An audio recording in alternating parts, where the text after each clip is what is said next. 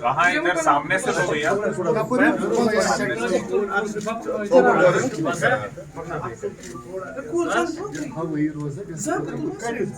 जी sir.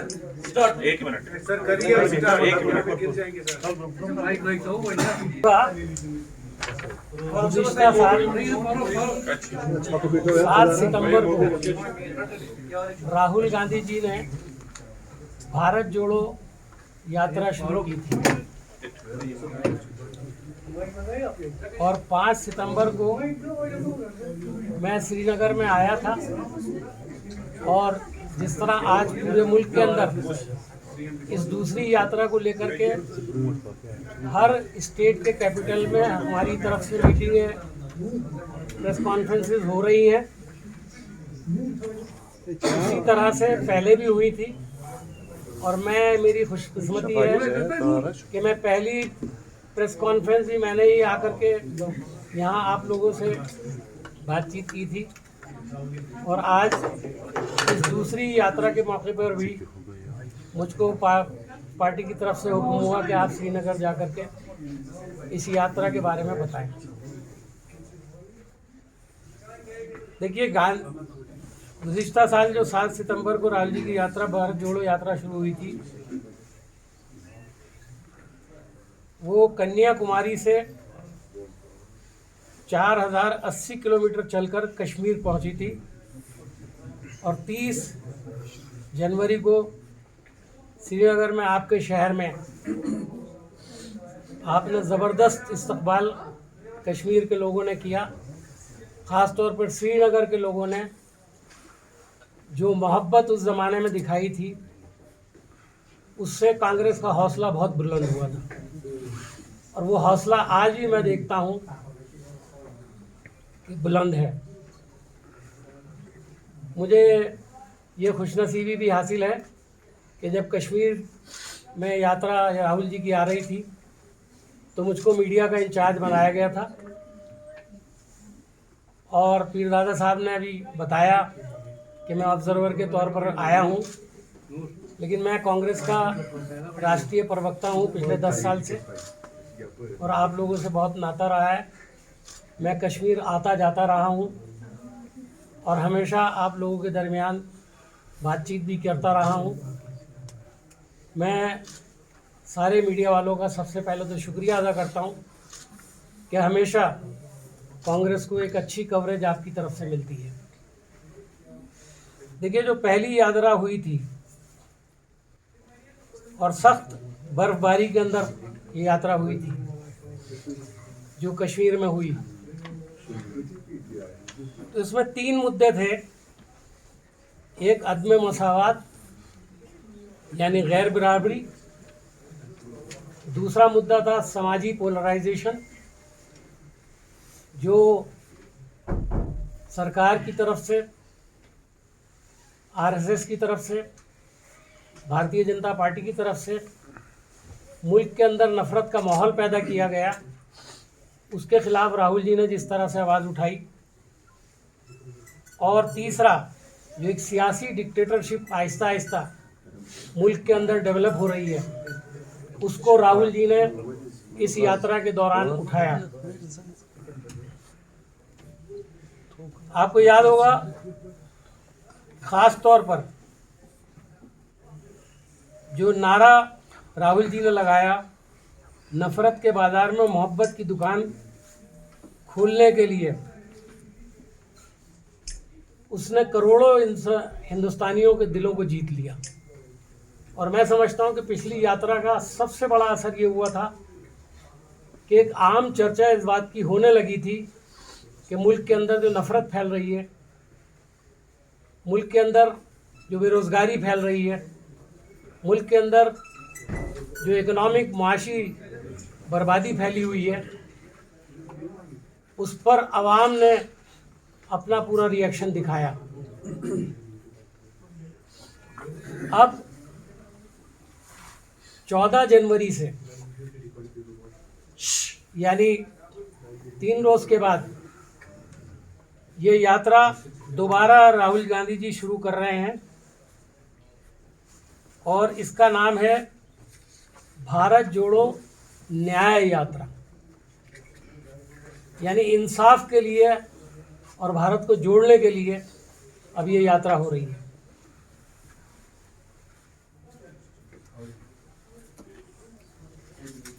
इस यात्रा में महाराष्ट्र से, मणिपुर से लेकर महाराष्ट्र तक 6,713 किलोमीटर चलेंगे और 66 दिन में 15 राज्यों के 110 जिलों से होते हुए आज़ाद मैदान मुंबई में जाकर के इसका इख्तिताम होगा। एक बड़ा सवाल है कि यात्रा क्यों मनाई जा रही है या किस लिए ये यात्रा की जा रही है। एक यात्रा की जा चुकी है, तो राहुल जी ने पहले भी वादा किया था, कांग्रेस के लोग भी बहुत कहते थे कि चूँकि वो कश्मीर से कन्याकुमारी तक हुई थी, तो मणिपुर से लेकर के महाराष्ट्र तक, हिंदुस्तान के इस कोने से लेकर इस कोने तक, पहले उस कोने से लेकर के इस कोने तक यात्रा हुई थी। इस तरह एक तो ये इसके पीछे नज़रिया है। दूसरा नज़रिया ये है कि इस यात्रा को इसलिए किया जा रहा है कि मुल्क के हालात बहुत ख़राब हैं। आर्थिक न्याय, सोशल जस्टिस, इसके लिए एक लड़ाई शुरू की जा रही है और इसकी तफसील मैं आपको बताऊंगा। सामाजिक न्याय, इसके साथ दूसरे नंबर पर सामाजिक न्याय और तीसरे नंबर पर राजनीतिक जस्टिस, यानी सियासी इंसाफ की लड़ाई।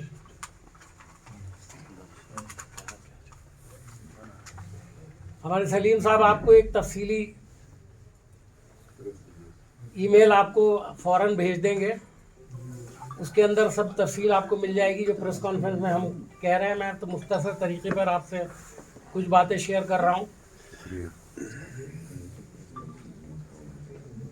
इकोनॉमिक जस्टिस में सबसे बड़ा मुद्दा है बेरोजगारी का, नौजवानों का,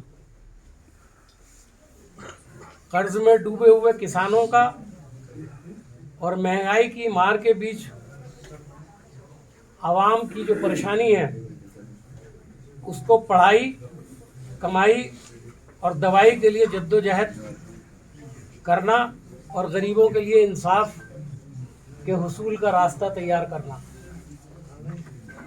सोशल जस्टिस का जहाँ तक मामला है, इसकी तफसील में आप बाद में पढ़ेंगे कि जो महरूम लोग हैं उनके हुकूक उन तक पहुँचने चाहिए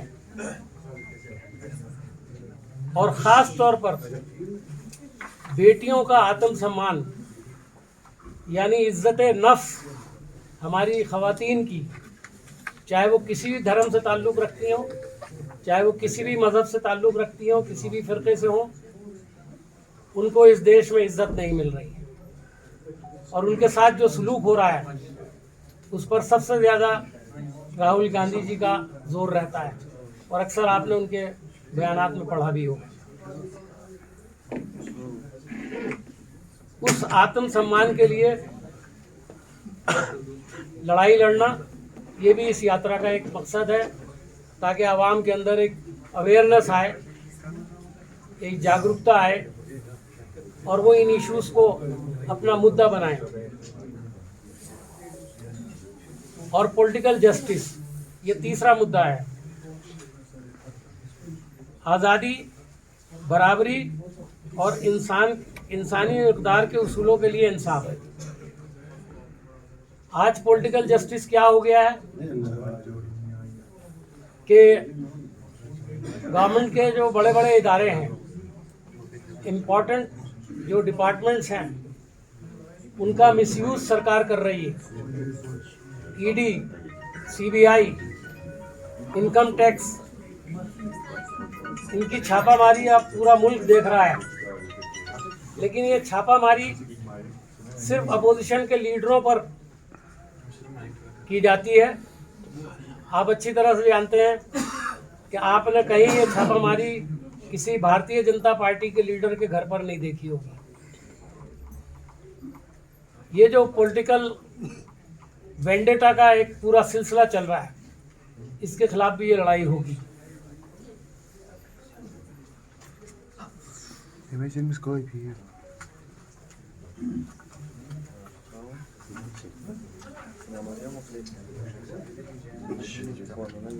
हमने एक नारा दिया है और आज की प्रेस कॉन्फ्रेंस का मौजू भी यही होगा कि पिछले 10 साल अन्याय काल, बेइंसाफी का जो ज़माना है, वो पिछले 10 साल उसकी जिंदा मिसाल है। हर चीज़ में अन्याय हो रहा है, ग्रेव इनजस्टिस हो रहा है।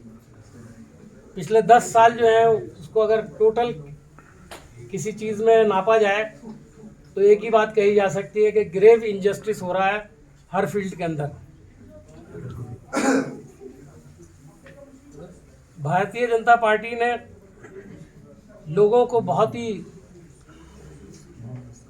तकलीफ पहुंचाने का काम किया है।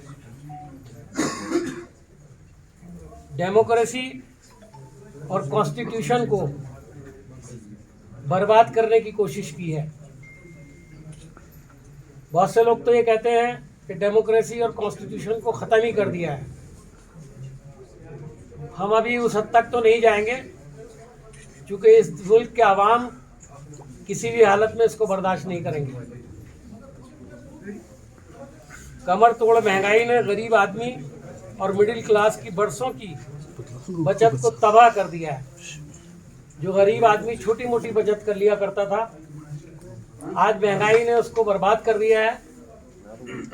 सबसे ज़्यादा इस महंगाई का असर जहां खानदानों पर पड़ा है, इसका सबसे ज़्यादा इससे मुतासिर हुई हैं हमारी महिलाएं, हमारी ख़वातीन, हमारी औरतें, क्योंकि वही घर चलाती हैं। और जब पैसा नहीं होता और महंगाई का ये आलम है, तो सबसे ज़्यादा बच्चों को लेकर के वही सफ़र करती हैं।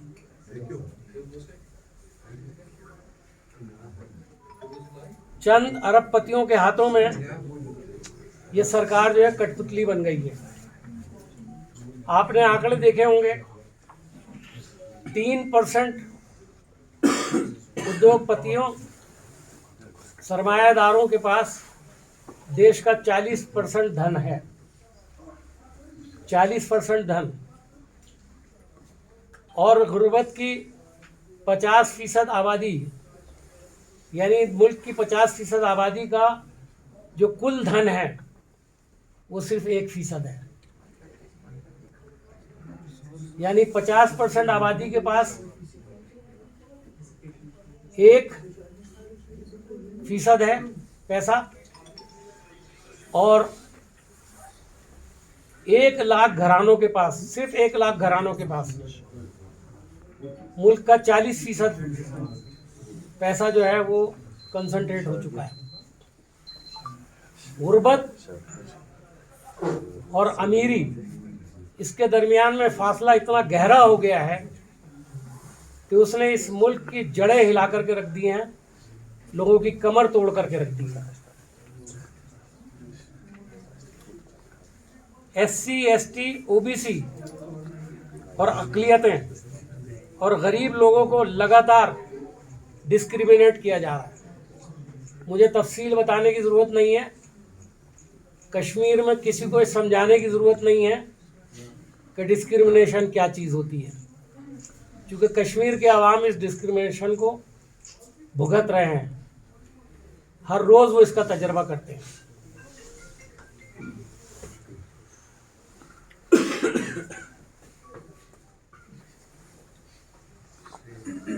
ये हमारे किसानों को बाकायदा धोखा दिया जा रहा है। उनको कहा गया था कि आपको लागत का 1.5 गुना, लागत का 1.5 गुना आपको दिया जाएगा प्रॉफिट के तौर पर। 1.5 गुना तो छोड़ दीजिए, लागत के ऊपर 2% भी उनको प्रॉफिट नहीं मिलता। किसानों ने 1 साल बाकायदा जो कवानीन काले पास किए गए थे उनके खिलाफ 1 साल तक धरना दिया, हड़ताल की, पूरी दिल्ली जैम रही और उसके बाद सरकार ने कोई वो कानून वापस लेने पड़े और ये वादा किया कि हम आपकी जो सारी शिकायतें उसको दूर करेंगे। आज 2 साल से ज़्यादा हो गए, किसानों की कोई शिकायत दूर नहीं हुई और उनको लगातार आज भी धोखा दिया जा रहा है। खुद मुख्तार इदारे, अभी मैंने आपको ईडी, सीबीआई और इनकम टैक्स का जिक्र किया, यही नहीं गवर्नमेंट के जितने भी दूसरे इदारे हैं उनको बाकायदा बिल्कुल सरकार के ज़ेरे साया रख करके उनका गला घोटा जा रहा है और उनको अपने मकसद के लिए इस्तेमाल करने की पूरी कोशिश हो रही है। नेशनल सिक्योरिटी को खतरा दिखाई देता है। चीन के ऊपर आपको पता है कि किस तरह से सरकार झूठ बोल रही है, ये बताने की जरूरत नहीं है। आप तमाम मीडिया के लोग उस पर बहुत सी रिपोर्ट छाप चुके हैं और दिखा चुके हैं। आवाम की सोशल, इकोनॉमिक और सियासी जिंदगी जो है वो खतरे में पड़ गई है और मैं इसके बारे में आपको शुरू में बता भी चुका हूँ। ये जुमलों की सरकार पीआर के जरिए, पब्लिक रिलेशनिंग के जरिए और इवेंट के स्टंट करके, लोगों को तमाशा दिखा करके आवाम को धोखा देने की कोशिश करते हैं। झूठे वादे, झूठे आंकड़े, झूठी गवाहियां, ये आज का चलन है। लेकिन अगर कोई बोलता है तो उसे पता नहीं कब उसके खिलाफ क्या कार्रवाई हो जाए। अफजल साहब, चूंकि लोगों को बाकायदा तरह तरह के झूठे जुमले बोल करके बेवकूफ़ बनाने की कोशिश की गई। पुरानी पॉलिसियों को उठा करके देख लीजिए, कहीं कोई पॉजिटिव बात जो है नज़र नहीं आती। आवाम परेशान है। इसलिए भारत जोड़ो न्याय यात्रा जो है वो एक संगे मील का हैसियत आपको आगे भी चल करके आप देखेंगे और इसमें जोक दर जोक मुल्क के आवाम शिरकत करेंगे, कॉन्शियसनेस बढ़ेगी और आने वाले वक्त में इन सब चीज़ों को जिनके बारे में हमने अभी जिक्र किया, इनको दूर करने के लिए हमारी पार्टी प्रतिबद्ध है। राहुल जी का इस मामले में बिल्कुल पक्का अकीदा है कि मुझे आखिर तक लड़ाई लड़नी है और ये लड़ाई लड़नी है। बहुत बहुत शुक्रिया।